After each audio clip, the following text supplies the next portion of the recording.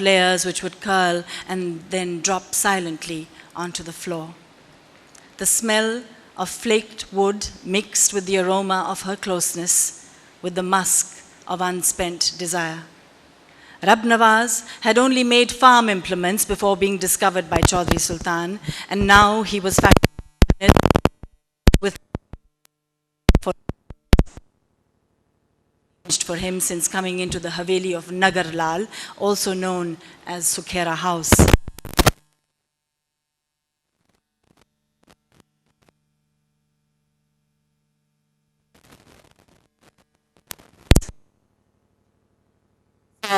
Whittling him down to a naked, unprotected core. That day, when she had tried to spill the blood which otherwise oozed out of every orifice, every time Chaudhry Sultan flung her against the wall or bit her breasts or clawed her back, Rab Nawaz had grabbed her, pulled the cutter out of her hands and flung it onto the pile of sawdust. And then he had held her, desperate to repair the damage done to her, desperately fighting desire. She had wept, her body racking with unrelenting remembrance. He had held her in his arms. Chaudhry Sultan's Patwari had discovered them like that, and taking advantage of the opportunity to destroy an old enemy, he had rushed to the Haveli to report this unforgivable transgression. Rab Nawaz was tied down onto the planing table he had built himself.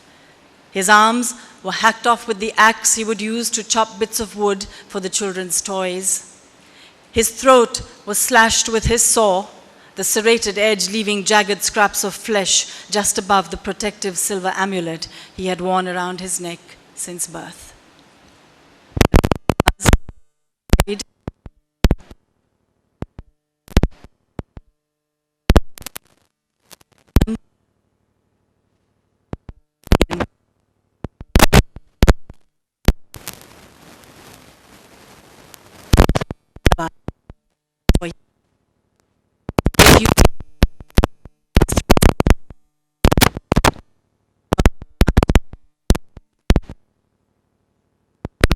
On the sawdust floor of the back room the next day, her wrist slashed to the bone.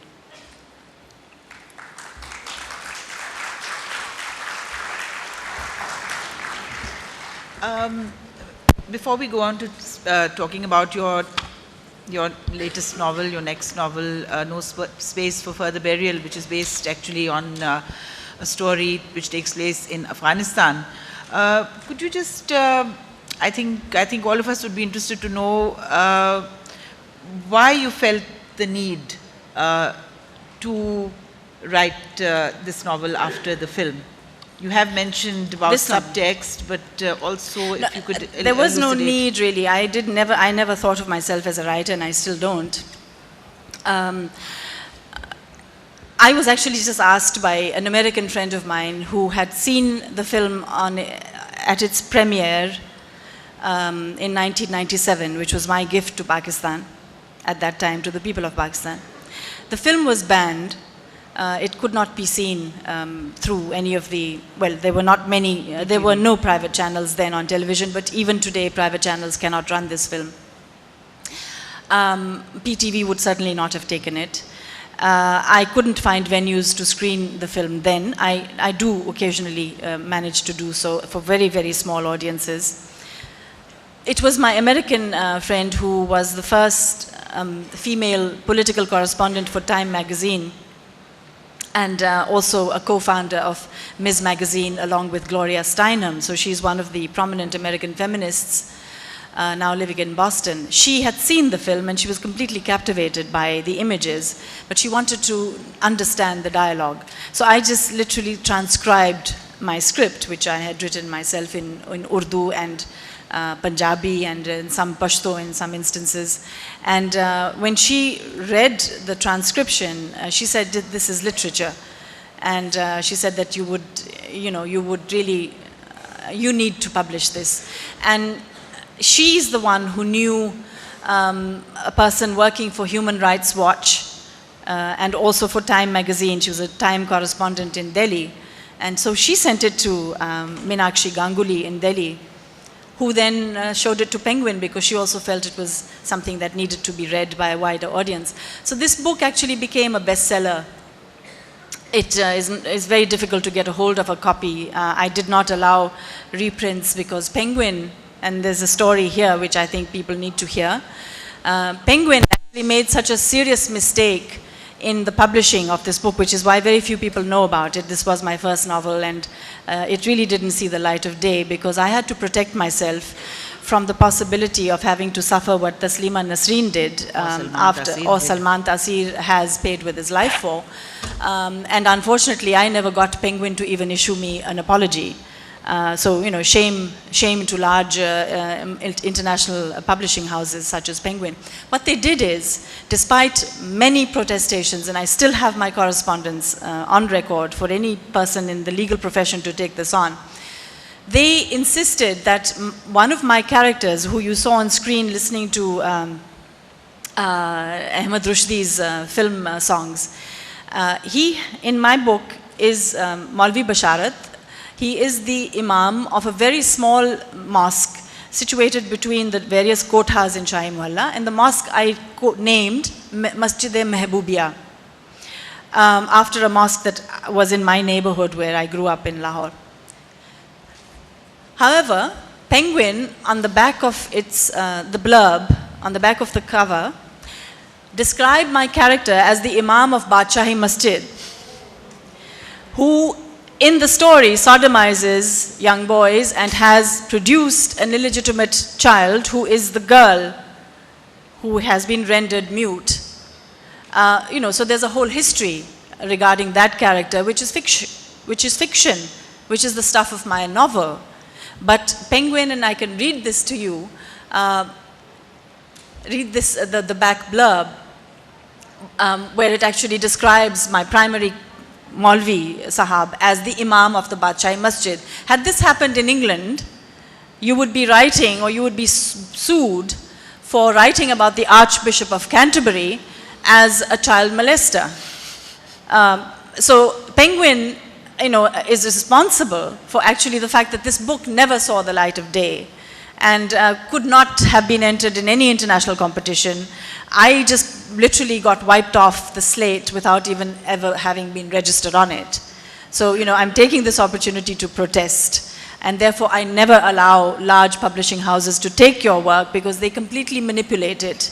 And they take profits. You never know how much has been sold. You never know who's making money off of your work. So I'd rather that I let little houses who I trust to write for.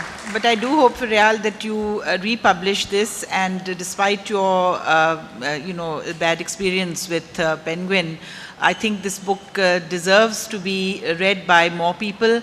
And, you know, she is my sister, but I am also a critic, her critic. And I think it's a wonderfully written a piece of literature which really hasn't found its place in today's the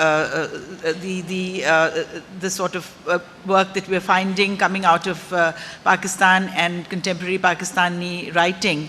But I think her next book, No Space for Further Burial, which was again published in India first by Women Unlimited, that perhaps has not fared, you know, has not had suffered the fate of the first book,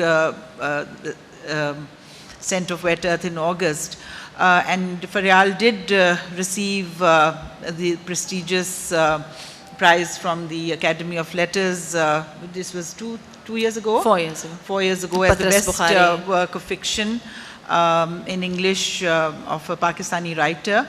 And maybe we could talk a little bit about this book. Again, I don't know whether you have copies available here, because I'm sure people who have not read the book would love to, since it's talking about very contemporary issues, what is happening in Afghanistan and now Pakistan. course. I don't think you have any copies because of the second book? The second book here? I do have only 10. I only have 10 copies. I think Liberty Books probably has some in their stall outside. So for those of you... So would you like to give us a brief background of what prompted you to write this book and also maybe read some of the very, very, I think, poignant passages, very painful, very grim, but so is reality. Yes, it was an image which inspired me. I have been trained as a filmmaker, and I find images so much more powerful sometimes than words. And it was really something that many of us had seen on our screens in our homes when Saddam Hussein was ferreted out of his hole in the ground, and he looked like a man who had not just been lost, but defeated, obviously, and had gone mad with the grief of both of those. And it wasn't just the obvious that startled me. It was the fact that in that bunker, please understand the juxtapositioning of images is actually what creates meaning. Even in film editing, when you learn how the Russian editor Lev Kuleshov created a sense of montage by putting together disparate images and then creating a third image which is actually not visible but is in your mind, and that is what constitutes understanding or interpretation. And so in that sequence of images, which was broadcast widely across the world, I was in New York City. I'd just come back from watching the Nutcracker Suite at the Lincoln Center, and post-midnight, this was breaking news. American soldiers had found a man whom the Americans had armed to destroy Iran for 8 years, and now suddenly he was enemy number one for weapons that no longer existed. And in that bunker, the floor was strewn with the empty wrappers of Mars bars, an American confectionery.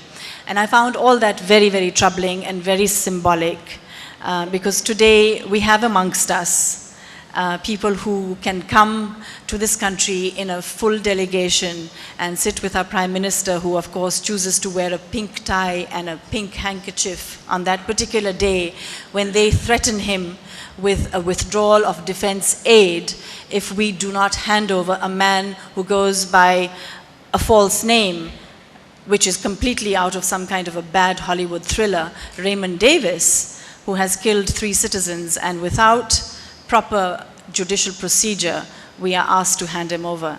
So the people who have talked to us about democracy and expected us to supposedly effect justice for our people have been backing the regimes of Hosni Mubarak and Mr. Ben Ali and General Ziaul Haq and every other dictator from Pinochet to the Cubans, to the Latin Americans, to African dictatorships have been supported by the United States of America. I felt I needed to tell them how angry and outraged not just I, but my fellow citizens have been. And my only weapon is painting with words and with images.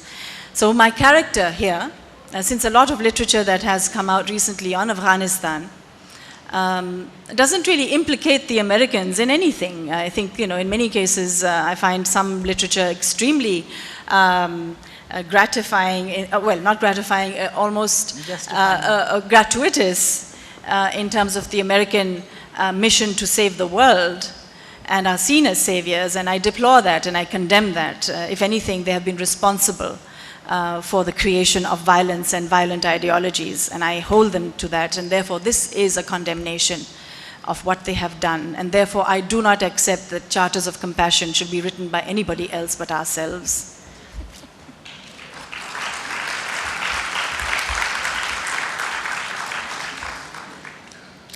The book is in the form of a diary of a US medical technician working with the United States military.